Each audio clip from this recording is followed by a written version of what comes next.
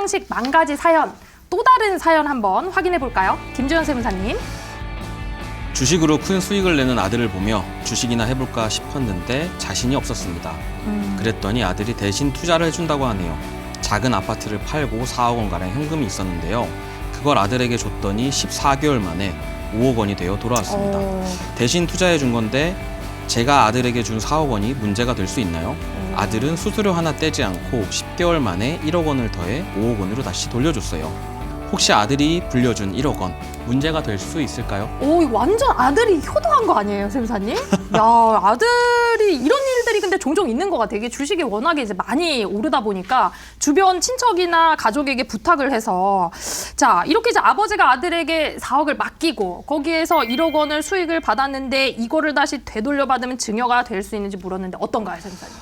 실제로 가족 간의 계좌이체 거래를 하실 때를 가장 주의하셔야 돼요. 뭐 향후 이제 상속세 등의 문제가 발생을 했을 때 세금 문제가 부가적으로 발생을 할 수 있습니다. 저희가 이렇게 개인의 통장을 여는 상속세 신고의 경우에는 최장 가족의 계좌를 10년 동안을 보게 되잖아요. 그럼 이러한 부분들에 있어서 실제 부모와 자식 간의 4억이라는 돈이 같고 그다음에 또 5억으로 이게 불려져서 왔단 말이에요. 그렇죠. 이 금액이 어떠한 금액인지 소명을 잘 하는 게 중요할 것 같습니다. 근데 이게 지금 영원히 준 것도 아니고 잠시 이제 맡겨놔서 실제 내 이제 자금을 좀 운용해 달라 그런 것들을 좀 계약서나 뭐 이런 무슨 뭐 공증이나 이런 거라도 좀 받아놓으면 도움이 될까요? 실제로 이제 이럴 것 같아요. 뭐냐면 만약에 내가 이걸 아들한테 돈을 줘서 대신 투자해 준 거다. 네. 그러면은 이게 어쨌든 따지고 보면은 차명으로 거래를 한 부분으로 될 거고 만약에 이거를 아들이 이자를 보태서 준 거다.